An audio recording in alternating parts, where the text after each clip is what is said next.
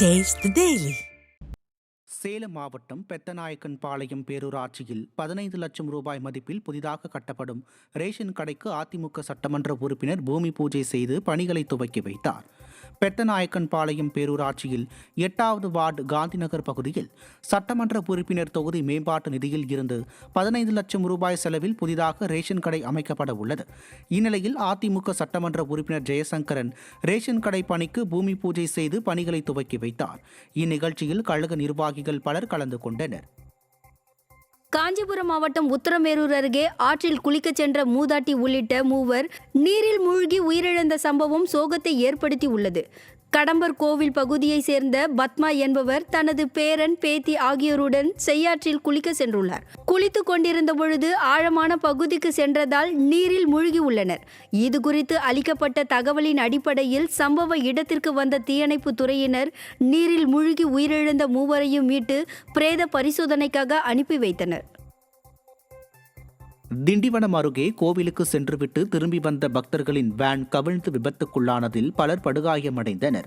மேல்மருவத்தூர் கோயிலில் தரிசனம் முடிந்து பக்தர்களை ஏற்றிக்கொண்டு திருப்பத்தூர் சென்று கொண்டிருந்த வேன் அரசு பேருந்தை முந்த முயன்றபோது ஓட்டுநர் திடீரென பிரேக் பிடித்ததால் சென்னை திருச்சி தேசிய நெடுஞ்சாலையில் கவிழ்ந்து விபத்துக்குள்ளானது. இதில் 7 குழந்தைகள் உட்பட 25க்கும் மேற்பட்டோர் காயமடைந்த நிலையில் அருகில் இருந்தவர்கள் மீட்டு 108 ஆம்புலன்ஸ் உதவியுடன் திண்டிவனம் அரசு பொது மருத்துவமனைக்கு சிகிச்சைக்காக அனுப்பி வைத்தனர்.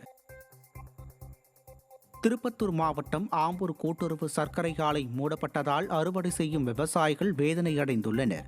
ஆம்பூர் கூட்டுறவு சர்க்கரை ஆலை மூடப்பட்டதால் சுற்றுவட்டாரத்தில் அறுவடை செய்யப்படும் கரும்புகள் திருப்பத்தூர் அருகே உள்ள கேதாண்டப்பட்டி கூட்டுறவு சர்க்கரை ஆலைக்கு கொண்டு செல்வதால் போக்குவரத்து செலவுகள் அதிகமாவதாக விவசாயிகள் வேதனை தெரிவித்துள்ளனர். பொங்கல் பண்டிகை நெருங்கி வரும் நிலையில் விடியாதிமுக அரசு இதுவரை கரும்பு டன்னுக்கான விலையை உயர்த்தி வழங்கவில்லை என விவசாயிகள் குற்றம் சாட்டியுள்ளனர். புதுச்சேரி அரசு போல தமிழக அரசும் கரும்பு டன்னுக்கு 5000 ரூபாய் உயர்த்தி வழங்க வேண்டும் என விவசாயிகள் கோரிக்கை வைத்துள்ளனர்.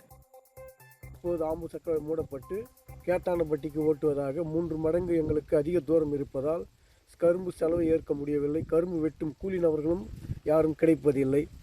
அதனால் தமிழக அரசு விலைக்கு கரும்பு டன்னுக்கு கொடுக்கின்ற விலையும் கட்டுப்படியாகும் நிலைமையில் இல்லை. தற்போது பாண்டிச்சேரி மற்றும் அதர இடங்களில் கரும்புக்கு டன்னுக்கு 4500 தருவதாக தெரிகிறது. நமது அரசாங்கம் இன்னும் எதுவும் தெரியப்படுத்தவில்லை.